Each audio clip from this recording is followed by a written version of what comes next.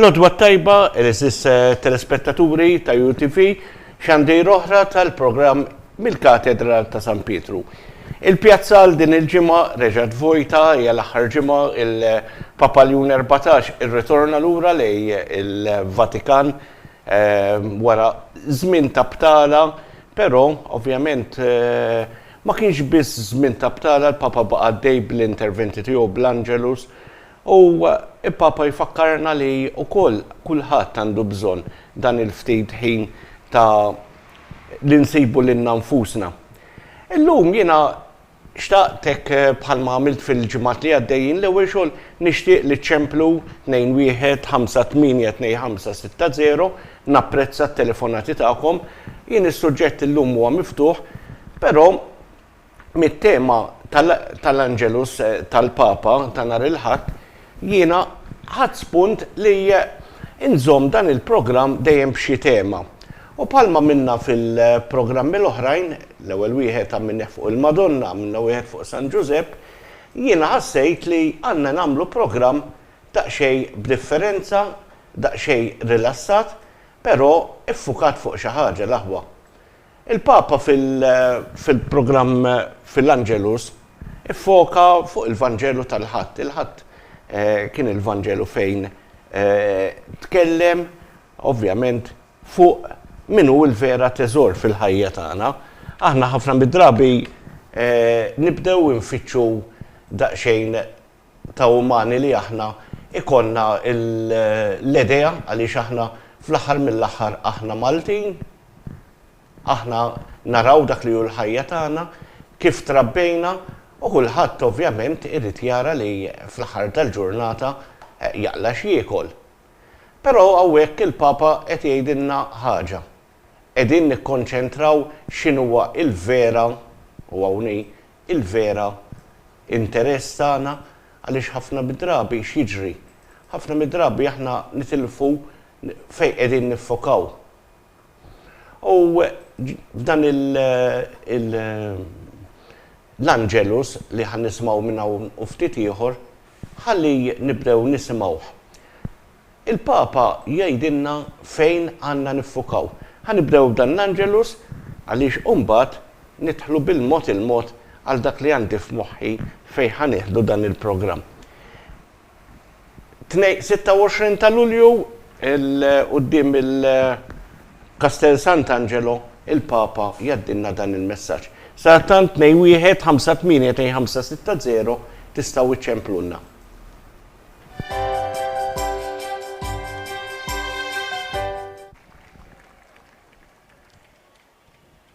Cari fratelli e sorelle, buona domenica!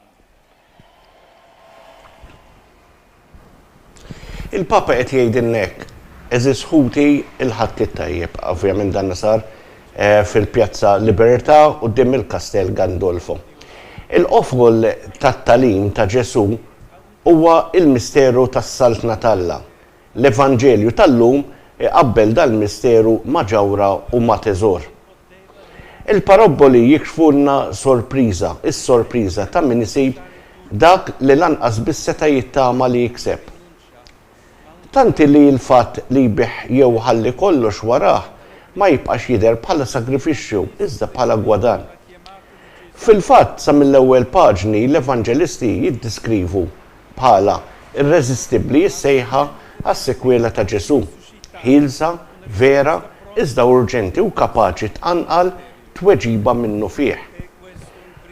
Għax imħeġġa minn din ix-xewqa. Dan huwa l-ewwel aspett importanti ta' kif Alla u qrib u juri ruħu. Il-laqa mas-saltna tiegħu ibidla fid-direzzjoni li mhux talli ma tillimitax, talli twessa il-ħajja. Jekk issa hemm xi ħaġa li hemm bżonn tinbidel hi li tkattar il-possibbiltajiet u mhux naqqashom. Hemm ukoll it-tieni aspett li Ġesu jidher li jtih ħafna importanza. Probabbilment dak li sab it-teżor fl-għalqa kien bidwi. Iżda kien negozjant dak li jara fil-valur kbir tal-ġawra, forsi xi vjaġġatur. Għandna wkoll żewġ parabboli oħra li fihom il-protagonisti huma sajjieda u skriba espert tal-ħwejjeġ antiki u ġodda. esperto di cose antiche Emma mbagħad li fihom nilbħu is-saltna. Mara li taġen it-tqiq, oħra li torganizza dara, re li jippjana l-gwerra, raġel li jipproġetta torri, amministraturi li jikkontrollaw pagamenti u investimenti, raja u bdiewa. Insomma, s-saltna talla turi sbuħija bla qis tagħha permezz ta' toroq differenti, iżda issejjaħ lil kulħadd irġiel nisa żgħażagħ u anzjani foqra għal ġdid profond. Kulħadd jista' jifhem u jinġibed lejn din is-saltna. ma chiama tutti, uomini e donne, giovani e anziani, poveri e ricchi, a un profondo rinnovamento. Tutti lo possono comprendere e ne sono attratti. Anche oggi la Chiesa è comunione di persone diverse per origine, per cultura. Illum ukoll il-Knisja hija komunjoni ta' bnedmin differenti ma minn xulxin. Minn fejn jiġu mill-kultura fil-ħiliet fil-livell ta' responsabilità. Iżda l-koll imsejħin biex narfu lil xulxin bħala ħaġa waħda f'Ġesu Kristu. Huwa teżor moħbi, il-ġawra prezzjuża x-xibka li tiġbor fiha lill-imxerdin. Sa mill-bidunet infatti Ġesu sejjaħ u ġabar madwaru persuni li altrimenti nistgħu ngħid qatt ma setgħu jiltaqgħu flimkien u proprju dan wera li Alla ma jagħmilx preferenzi bejn il-persuni, ma jħares lejn wiċċ ħadd u l-għażla tiegħu hija favur iż-żgħir u l-imwarrab. Ħuti, ma jibqalna xejn aktar ħlief li nitolbu d-don. L-istess don li talab ir-reża żugħ resa l-amun. Id-don li narfu li mi il-ġawra l-aktar prezzjuża, li narfu li huwa t-teżor li minħabba fih ikun jaqbel li tbieħ kollox. Fil-waqt l-industrija tal-konsumiżmu tilab bil-gosti tagħna billi dejjem tipproponilna bżonnijiet ġodda biex tilabinna bit-tweġibiet li ma jissodisfawx u xi daqqiet jivvelenaw il-qalb. Jeħtieġ nitalmu nażlu dak li hu verament jiswa, it-teżor tar-relazzjonijiet talla malla li jiftħinna l-ferħ u jgħinna ngħixu r-relazzjonijiet bejnietna bl-aħjar mod possibbli. Jalla l-interċessjoni ta' Marija Tron tal-Erf torjenta x-xewqa tagħna għal ħajja lejn Ġesu u tkun tista' titwettaq fil-milja tagħha kollha. Angelus Domini nunciavit Mariae. Nerġgħu nirritornaw fl-istudio 2-1-5-8-2-5-6-0 u tgħiduli biex inti ġej.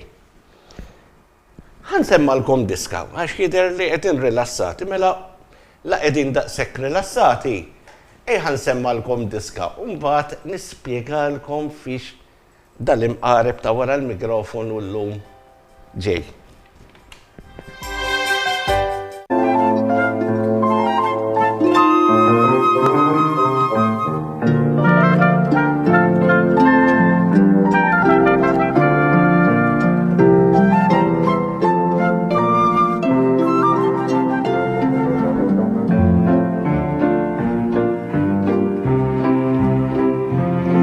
C'è chi ama la ricchezza, per vestirsi come un re.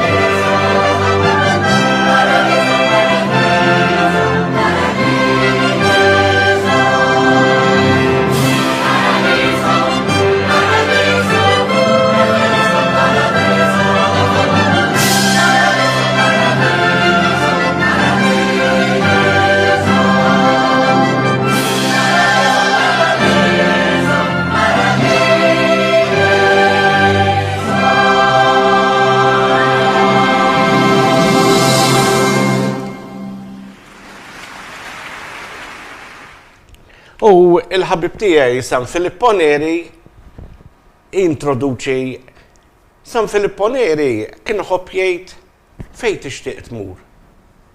U ħafna kienu jwiġbuh kien jgħidilhom x'tixtiequ ssiru.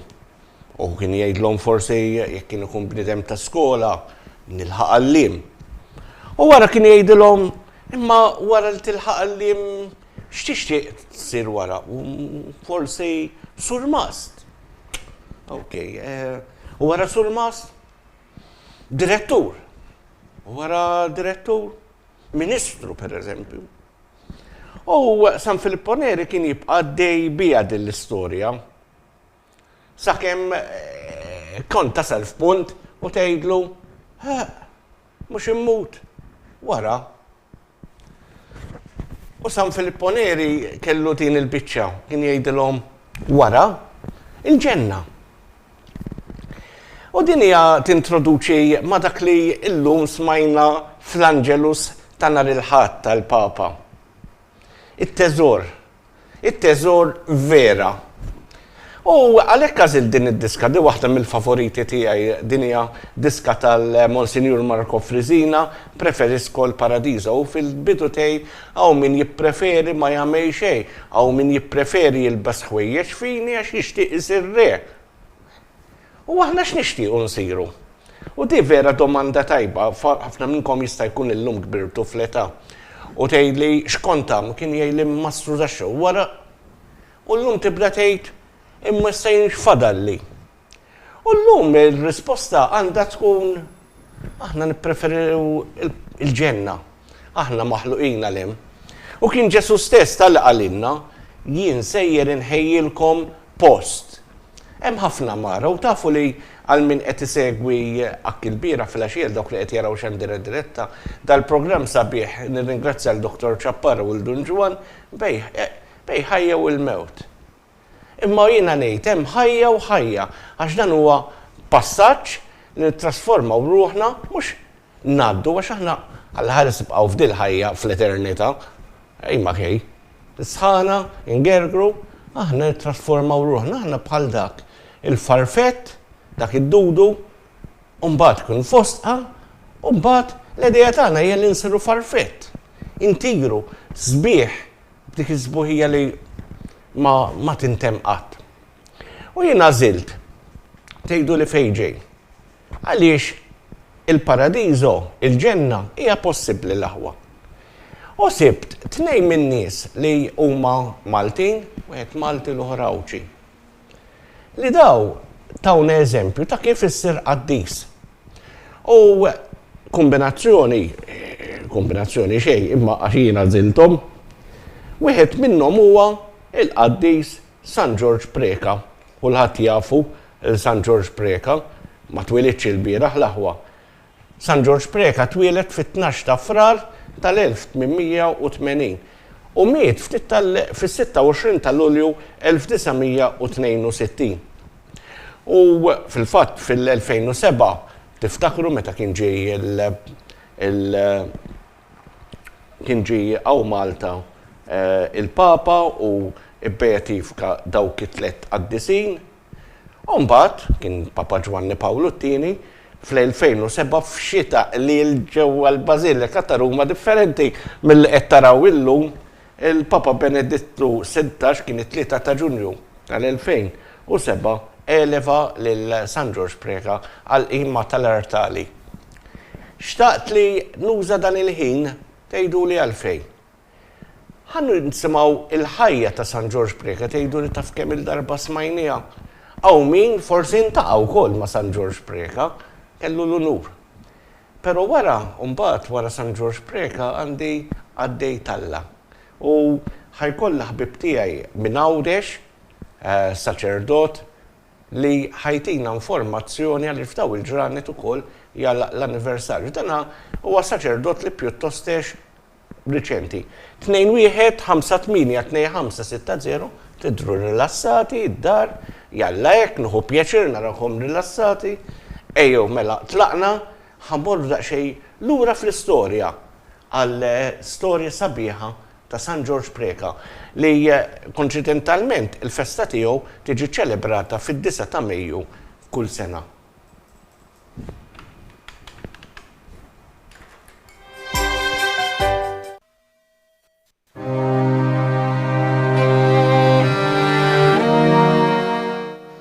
Disa ta' Mejju, San George Preka, saċerdot Malti u fundatur tas-Soċjetà tad-Duttrina Nisranija. Għex bejn l-1880 u l-1962. San George Preka twilet il-Belt Valletta nhar 12 ta' Frar. Il-ġenituri tiegħu kienu Vincenzo Preka u Natalina Cervalo. Il-ħajja nisranija bdija fi 17 ta' Frar meta tgħammet fil-Knisja ta' Santa Marija tal-Portu Salvo jew ta' San Dominku fil-Belt Valletta. Ma kienx jinqala wisq għall-logħob, imma ġieli daħal f'xi bawxata. Darba wieħed żagħżugħ b'saħħtu dendlu maċ-ċinta ta' San Gejtanu u werwru. Ta' madwar 17-il sena ħdejn il-Mall tal-Florjana iltaqa' ma' wieħed mill-allima tiegħu tal-liċeo, Dun Ercole Mampolio, u dan qallu: Preka, int qatt tikber u nies li jirrispettaw lill-Alla jidħlu fil-familjarità miegħek u int magħhom. Int qatt issib xortik permezz tagħhom u huma qatt isibu xortihom permezz tiegħek. Wara l-istudji tiegħu fil-liċeo daħal is-seminarju jitħejja għal saċerdot. Fit-8 ta' April tas-sena 1905 miet Dun Alwige Gallia, il-konfessur ta' George. Preka kien jirrakkonta li ftit wara mewtu Dun Alwige derlu f'ħolma u qallu: lilek Alla għażlek biex tallimlu il-poplu tiegħu. F'żożitu dan il-kliem ta' Dun Ercole sar verità meta biskuża ta' sigarett tħabbeb ma' grupp ta' żgħażagħ ta' Luċitu fil-Ħamrun. Ftit qabel ma ġie ordnat saċerdot, George Preka żviluppa komplikazzjonijiet fil-pulmun u skont il-professur ma kienx fadallu wisq ħajja. Imma Alla ried mod ieħor u nhar it-22 ta' Diċembru tas-sena 1906 ħa il-Qudiesa. Beda jlaqqa lill-grupp taż-żgħażagħ u nhar it-2 ta' Frar iltaqgħu fil-Knisja ta' Nuzzo il-Ħamrun għal-lezzjoni tiegħu. Nhar is-7 ta' Marzu iltaqgħu għall-ewwel darba f'post xkejken li kienu krew f'numru 6 Triq Fraddiegu il-Ħamrun. Dawn iż-żewġ dati jimmarkaw it-twaqqif tas-Soċjetà tad-Duttrina Nisranija, grupp ta' żgħażagħ lajċi iffurmati fil-ħajja tar-ruħ u fil-prinċipji tal-reliġjon Kattolika mibgħuta biex jgħallmu lill-poplu. L-għaqda nwaqfa minn Dun George kellha il-mumenti ibsin tagħha. Fl-1909 Dun George irċieva l-ordni li jagħlaq l-oqsma kollha. Il-qaddej ta' Alla qobda biqsim il-qalb iżda mingħajr tlaqliq. Kienu l-kappillani stess li insistew li tiġi revokata l-ordni tal-Vigarju Ġenerali Monsinjur Salvatore Grech. Bejn l-1914 u l-1915 bdew jidhru fil-ġurnali lokali xi artikli kontra l-mużew li kienu mimlijin disprezz u inġurji. Dun George impona fuq il-membri tiegħu il-vot jew weda tal-manswetudni li bija intrabtu li jaħfru mill-qalb lil min ikasbarhom u kien jinsisti magħhom biex iħobbu id-disprezzi u ma jħallux lil dawn itelfulhom il-paċi ta' qalbhom. Fl-1916 l-Isqof Don Mauro Caruana ordna li ssir inkjesta dwar is-soċjetà. Wara ħafna taħbit u umiljazzjonijiet għal fundatur, l-istess Isqof Caruana approva is-soċjetà. Id-dikriet tal-erezzjoni kanonika iġib id-data ta' 12 ta' April tas-sena 1932. Għal-bidu, Dun George sejjaħ l-għaqda tiegħu xirka ta' uliet il-Papa għaliex rid jisħaq fuq il-lejaltà lejn il-Papa. Intant iżda kważi bċajta il-post fejn kienu jintaqgħu l-ewwel soċi ingħata l-laqam ta' mużew u biż-żmien il-laqam tal-post sar l-isem tal-għaqda u baqa'. Dun George fassal akrostoku għal-kelma mużew bil-Latin mallem li kien id-dinja kollha timxi fuq l-Evanġelju. Il-fera tan-nisa bdiet raħal ġdid fl-1910 bl-għajnuna ta' Giannina Kutajjar li wara saret l-ewwel superjura ġenerali. Dun George kien magħruf ma' kulħadd bħala bniedem ta' Alla u n-nies kienu jfittxuh biħġarhom għax kliemu ma kienx dak tas-soltu, kliemu kien iqanqal il-qlub ta' kulħadd. Fuq kollox in-nies jibqgħu jiftakruh għall-imħabba li kellu lejn Alla u lejn il-proxmu. Kien bniedem ta' umiltà, tant li xtaq li ma' mewtu jintesa'. Ħajtu kienet priedka ta' manswetudni, kien jimxi bil-ħlewa ma' kulħadd u jaħfer b'mod sinċir lil kull min jagħmillu d-deni. San George ma qatx lura milli jgħallem bil-kidba minkejja l-kwistjoni li kien hawn f'Malta bejn it-Taljan u l-Ingliż. Dun George għallem u kiteb bil-Malti il-lingwa tal-poplu biex żgur jifhim kulħadd. Il-pubblikazzjonijiet tiegħu bejn kodba u fuljetti ilaħqu mal-150. It-talb tiegħu li minnu waslilna ħafna u fuq bosta suġġetti jikxef li Dun George kien ruħ mistika, medija tfittex lil Alla biss. Mhux ta' b'xejn li kien konfessur infittex ħafna għal pariri u jidher li Alla saħansitra inqeda bih biex ta' il-fejqan lil xi wħud. Il-kariżma tiegħu li jgħallem għadha ħajja u l-vokazzjonijiet fis-soċjetà tiegħu dejjem jiżdiedu. Fi żmienu Dun George innifsu bagħat 6 membri biex jevanġelizzaw fl-Awstralja. Bħalissa s-soċjetà tal-mużew għandha wkoll djar tat-tagħlim u skejjer fis-Sudan, fil-Kenja, fil-Peru, f'Londra u fl-Albanija. Ħniqaf daqsxejn ħalli mela x'inhi l-iskop li llum xtaqt nagħmel dan il-programm. Għaliex dan huwa qaddis Malti li tafu li ma kellux il-ħajja tiegħu faċli. Smajna l-ewwel parti ta' dan il-feature fuq il-ħajja ta' San George Preka. Nerġa' ngħid, il-ħajja mhijiex faċli. Il-ħajja hija tip ta' dinja jekk wieħed qabbel il-ħajja ta' dak id-dudu li jitwielet il-dudu ngħidu awġil ngħidu l-dudu tal-ħarrin bl-Ingliż il-caterpillar. Waqt li jkun miexi għalih id-dinja tiegħu hija d-dinja li kuljum irid jara kif ħajfittex xi daqsxejn ikel, is-sħana kultant daqsxejn minn fejn jixrob ovvjament. U għalih id-dinja hija hemmhekk.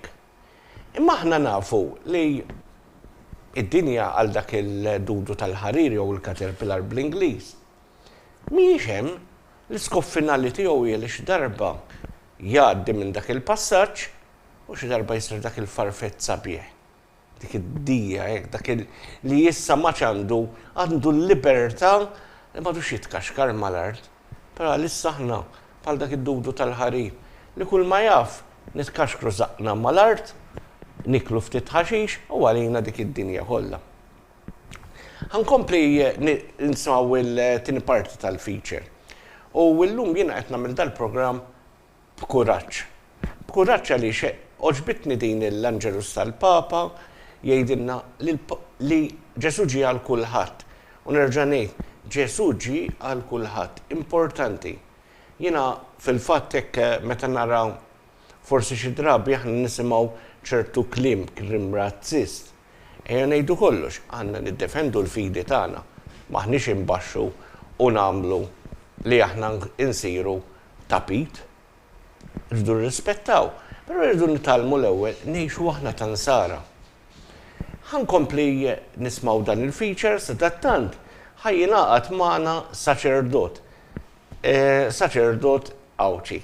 Imma komplu dan nismaw dan il-feature 2-1-5-8-2-5-6-0 jidher li tinsabu forsi daqsxejn rilassati alla li qed joġobkom dan il-programm Aħna nafu dan huwa l-programm il-Katedra ta' San Pietru l-ġimgħa d-dieħla was probabbli mhux se nkunu ġu l-pjazza ta' San Pietru, però was probabbli nkunu fil-sala Pawlu 6 fejn hemmhekk mħabba raġunijiet tax-xemx dejjem jiddependi skont id-deċiżjoni tal-Vatikan li tittieħed ftit tal-ġranet qabel. Inkomplu nismaw dan il-feature, sadattant jiena naqbad ma' persuna li żgur ħateħdu pjaċir bih għaliex għandu daqsxejn informazzjoni fuq xi ħaġa u anniversarju dal-waqt jiġri. Nkomplu nismaw dan il-feature. Kemm fela biex ixerret it-talim tal-Evanġelju fil-Gżejjer Maltin. Bla dubju kien apostlu tal-kelma ta' Alla, speċjalment tal-Evanġelju li kien isejjaħlu leħen il-maħbub. Kien jaqra l-qlub tal-bnedmin u kien imżejjem bid-don sopranaturali li jħabbar bil-qudiem dak li kellu jseħħ. Kien dana kollu saċerdot ta' umiltà kbira, twajjeb, ħelu, ġenerus. Kien raj qaddis tal-poplu ta' Alla. Stinka ħafna biex tinxteret id-devozzjoni lejn il-misteru tal-inkarnazzjoni. Sa mill-1917 beda jqanqal il-qima lejn il-kliem mill-Vanġelu ta' San Ġwan, verbum Dei caro factum est. Ried li s-soċjetà jilbsu beċ b'dan il-kliem. Mill-1921 ħassieb li f'kull raħal u belt lejliet il-miliet tiġi organizzata dimostrazzjoni għadurur ta' Ġesu Bambin, użanza li daħlet sew fost id-drawwiet sbieħ tal-miliet Malti. Fil-momenti diffiċli ta' ħajtu u tas-soċjetà tiegħu, Dun George Preka tallem jafda fil-ħarsin qawwi ta' Sitna Marija. Nhar il-21 ta' Lulju tas-sena 1918 inkiteb bħala terzjarju karmelitan u fil-professjoni li jagħmel f'Settembru tas-sena 1919 għażem l-isem ta' Patri Franku. Ried li t-tfal kollha li jattendu l-mużew jinkitbu fil-labtu tal-Karmnu u kellu devozzjoni speċjali lejn il-Madonna tal-Bon Kunsill. Xerrat kemm felaħ id-devozzjoni lejn il-medalja mirakoluża u minħabba fekk il-Knisja tad-Dar ċentrali fi Bla tal-Bajda hi ddedikata lilha. Fit-2 ta' Ottubru tas-sena 1952 il-Papa Piju XII ħatar lil Dun George bħala kamrier sigriet bit-titlu ta' Monsinjur. Dun George tnikket ħafna minħabba din l-ortoferċenza. Dun George Preka miet fid-dar San Gaetanu triq il-parroċċa Santa Venera Malta nhar il-ħamis fil-għaxija 26 ta' Lulju tas-sena 1962. Huwa ried funeral sempliċi, iżda sarlu wieħed li fih ħadu sem l-ogħla awtoritajiet tas-soċjetà Maltija u eluf kbar ta' nies. Indifen fil-kripta taħt il-Knisja tal-Madonna tal-Medalja Mirakoluża fi Bla tal-Bajda li malajr saret post ta' pellegrinaġġi.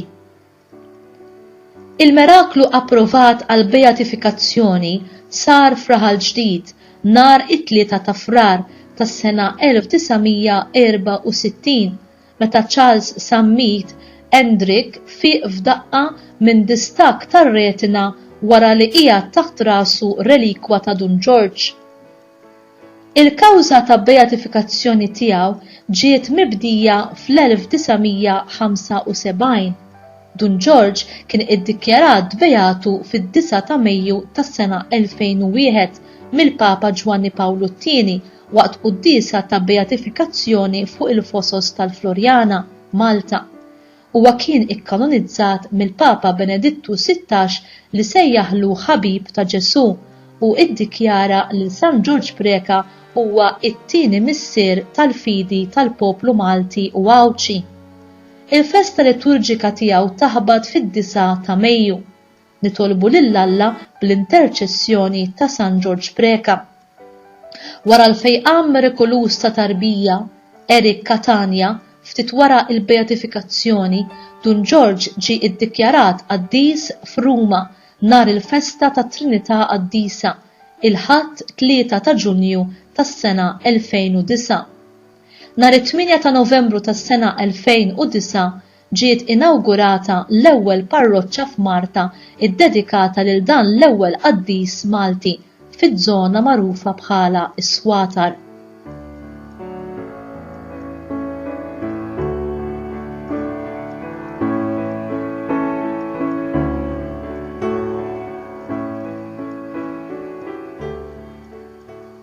Qari mill-ittri ta' San George Preka, saċerdot, ittra lil Rachele Camilleri fis-26 ta' Ġunju tal-1934, Arkivju tas-Soċjetà tad-Duttrina Nisranija Malta, bit-titlu It-Tagħlim huwa l-għajn ta' kull ġid. Inkellmuhom l-tfal fuq Alla, fuq il-novissimi u fuq il-ħajja tas-Sinjur tagħna Ġesu Kristu, fejn naraw tant eżempji ta' umiltà, ta' karità, ta' manswetudni, ta' paċenzja. X'ħasra hawn mad-dinja kollha akkawża tan-nuqqas tat-tagħlim. Għalhekk nagħmlu kemm nistgħu biex niġbdu żgħażagħ ta' xi speranza u fuq kollox nitolbu l-Patrun tal-ħsad li jqanqal u li jibgħat hu stess fl-oqsma ħafna soċji. Biżżejjed li jien ngħidlek li l-Ispirtu Santu jara wisq sbieħ is-saqajn ta' dawk li għalmu ħwejjeġ tajba, ħwejjeġ tal-paċi. Il-koll intom fidejn Alla u għalhekk qatt m'għandkom tiddejqu għaliex fl-ebda ħaġa ma jonqoskom. Intom qegħdin tagħmlu l-missjoni tal-Maħbub Ġesu mgħallem wieħed tal-bnedmin li ġie fid-dinja biex jillumina bit-tagħlim tiegħu. Dan it-tagħlim tiegħu li aħna qegħdin nikkomunikawh lil min ma jafux u nagħmlu kuraġġ lil xulxin biex ngħixu l-ħajja spiritwali li jitant triq dejqa.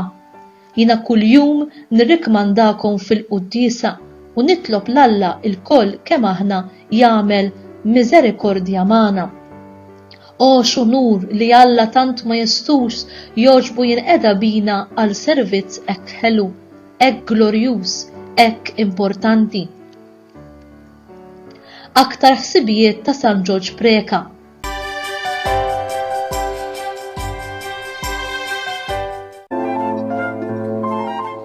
Mela lura fl-istudio smajna dan l-ewwel feature fuq San George Preka u nerġgħu qed nisimgħu din mużika sabiħa, doċli. Ma wiex impossibbli, il-ġenna mhijiex impossibbli l-aħwa. Ejja ngħidu l-verità, Alla huwa ġust, irridu nagħmlu l-biċċa tagħna, imma l-ġenna hemmhekk qiegħda. Ħammur ħalli nsemmalkom għaliex f'dawn il-ġranet ġewwa l-Lebanon ġie ibbeatifikat qaddis Lebaniż. Ew ħalli nisimgħu din ukoll dan mhuwiex Malti, il-Lebanon. U ħankompli nispjegalkom xi ħaġa. Last Saturday, Maronite Patriarch Elia Hoayek, founder of the Congregation of the Maronite Sisters of the Holy Family, was beatified.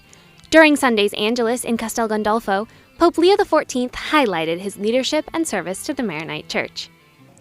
Uomo di dialogo e di speranza, è stato un... Il-Papa qed jgħid li fil-Libanu kien ibbeatifikat Elia Hoayek, patriarka ta' Antiochia, bli għex bejn l-1899 u l-1931. Fundatur tal-Kongregazzjonijiet tas-Sorijiet Marmoniti tal-familja Mqazza. Mexxa il-Knisja Maronita għal aktar minn 30 sena b'dedikazzjoni kbira u sensibilità pastorali. Bniedem ta' dialogu u ta' ama. Kien punt madwar imdawwal ta' riferiment ekklesjali, soċjali u politiku, tant li hu magħruf bħala missier il-kbir il-Libanu. Jalla t-talb u l-interċessjoni tal-Beat u l-ġdid jakkumpanja dejjem lil-fidili Maroniti fid-dinja kollha biex jiksbu id-don tal-paċi għal poplu kollu tal-Libanu li tant huwa l-qalbi. Welcomed all religions, and the miracle that was approved for his beatification involved a Druze, a person from the Abrahamic religion founded in the Middle East. Lebanon and the U.S. recently signed an agreement to secure Israel's withdrawal from Lebanese territory. This is part of an effort to disarm the paramilitary group Hezbollah. Tout ce qui vous a été prescrit.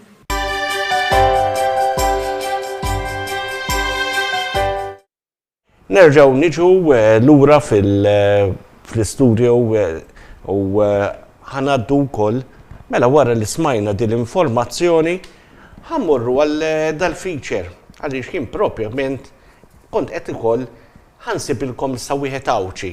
L-ewwel bdiet Malti u wieħed Awċi. Qed nirreferi għal għaddej tal-Dum Mikiel Attard li għada jagħlaq l-anniversarju mill-mewt tiegħu. U jekk Alla jrid għaliex qed nipprova nagħmel kuntatt ma' saċerdot imma sfortunatament kellna daqsxejn ovvjament qiegħed nirringrazzja ħansi imma minnhom niftit ħajn Adam jiena qatt magħna. Dum Mikiel Attard nistgħu ngħidu fl-epoka tagħna.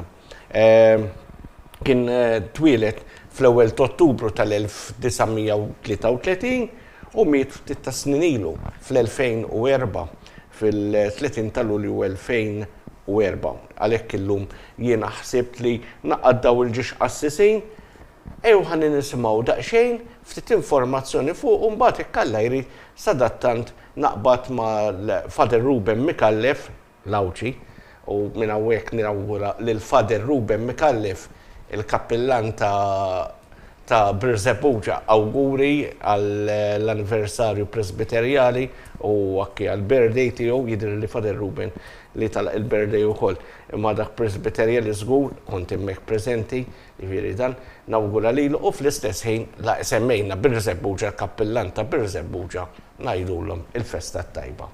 Tlaqna ħalli nisimgħu ftit informazzjoni fuq il-qaddej tal-Dum Mikiel Attard.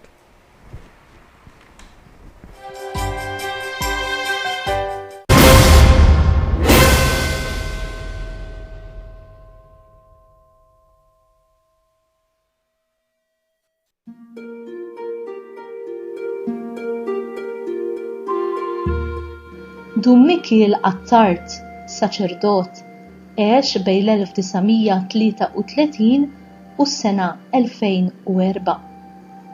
Dum Mikiel twieled fin-Nadur Għawdex nhar l-ewwel ta' Ottubru, l-ewwel fost 12 l-aħwa, iben Koronto u Anna Nita Bone, billi kien jaħdem Malta bħala kuntrattur u bennej missieru kien mar joqgħod bil-familja b'kollox fil-Ħamrun u hekk Dum Mikiel għadda l-ewwel 6 jew 7 snin ta' ħajtu joqgħod Malta.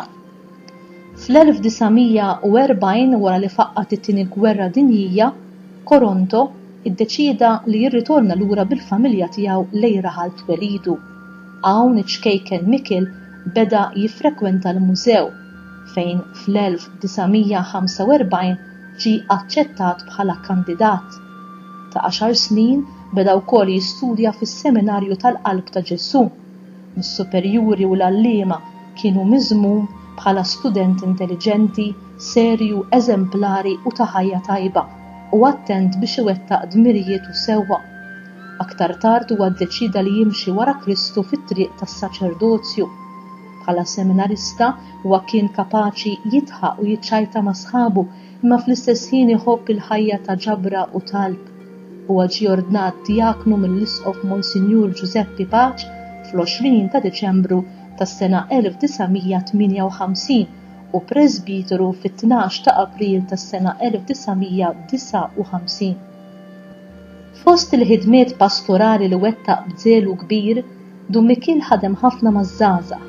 Għal ħafna snin kien direttur spiritwali tal-Futbol Club Nadur Youngsters, fejn barra mit-talb qabel kull partita qatt ma kien jonqos li jgħaddilhom kelma tajba.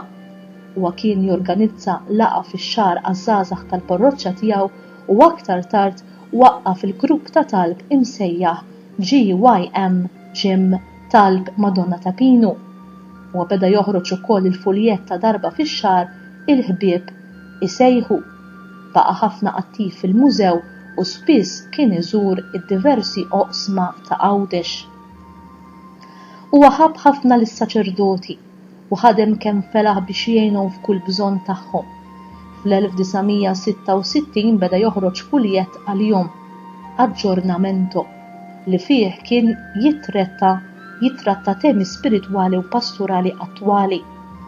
U għadejjem ħadem id fit mal-isqof tiegħu fi spiritu ta' komunjoni u ubbidjenza u għen lil sħabu s-saċerdoti jgħixu f'dan l-ispirtu. Anke meta ma kienx mifhum jew sab lil min ma jaqbilx miegħu u għadejjem ċarrab kollox fiskiet għall-imħabba ta' Kristu. Kellu ħeġġa kbira għall-irwieħ kien lest jissakrifika lilu nnifsu anki sa tard bil-lejl biex jisma', ifarraġ u jgħin lil dawk kollha li kellhom bżonn l-għajnuna tiegħu fil-qrar jew fid-direzzjoni spiritwali. Ħafna nies, fosthom numru kbir ta' saċerdoti u reliġjużi, kienu jżommu bħala direttur spiritwali tagħhom. Mix-xhieda ta' ħajtu u mill-erf tal-ispirtu li kellu, gawdew ukoll għal ħafna snin is-seminaristi Awċin fil-formazzjoni tagħhom għas-saċerdozju. Kien fil-fatt direttur spiritwali fis-seminarju Maġġuri mill-1970 sal-1996. Dun Mikiel kien jibqa' jsegwihom anki wara l-ordinazzjoni u meta kienu jkunu imsifrin. Kellu spiritu missjonarju kbir fit-2 ta' Ottubru tas-sena 1982 huwa waqqaf il-grupp missjonarji Awċi bilan li jnissel u jsaħħaħ l-imħabba lejn il-missjonijiet u jorganizza aħjar il-ħidmiet lokali favur il-missjoni. Ma dan il-grupp huwa organizza esperjenzi missjonarji fl-Eġittu, il-Kenja, l-Etjopja, il-Pakistan, l-Indja, il-Brażil, it-Tunesija, l-Alġerija u l-Peru.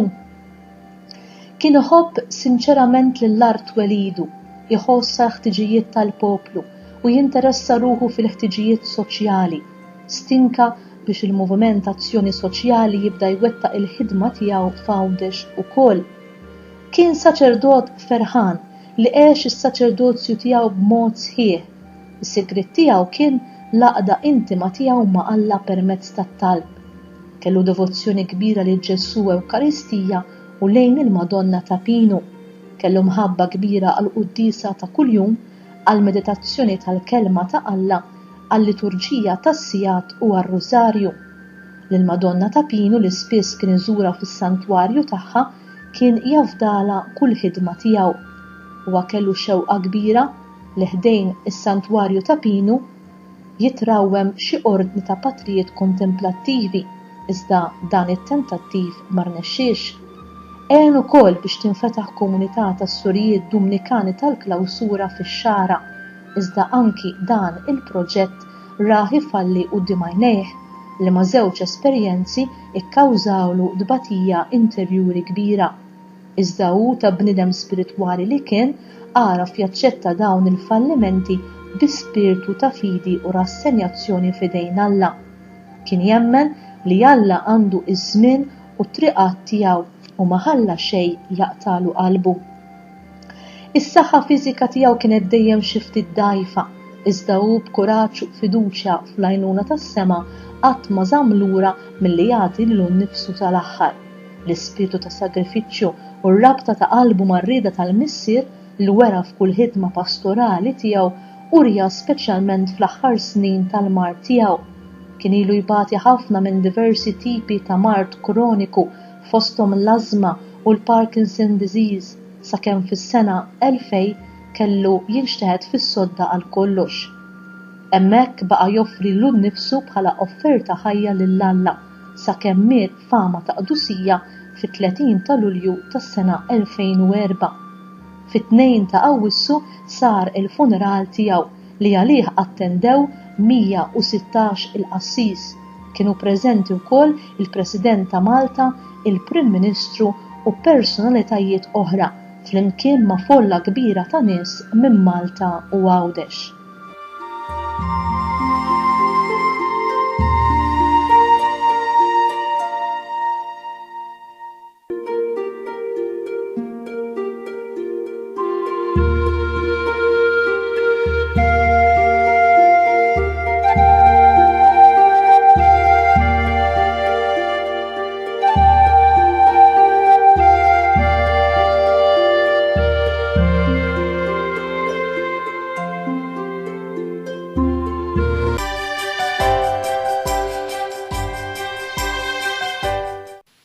brothers and sisters. On the same day that Pope Leo XIV was presenting Magnificat Humanitas to the Church and the world from the Vatican, a scientific conference on human health and aging was taking place in another part of Rome. Titled the Vatican Longevity... Mela, ħaninterrompi daqsxejn dan il-video u nerġgħu naraw anki daqsxejn feature ieħor aw nerġgħu dak li konna qed nirrepetu ftit ilu fuq Dun Michiel Attard. Mija jingħaqad Father Ruben Mikallef, grazzi Father Ruben li sibti ħin naf li dalgħodu vera għamilt sagrifiċċju kbir biex qiegħed magħna. Nsellim lek u nsellim anke l-istennija kollha.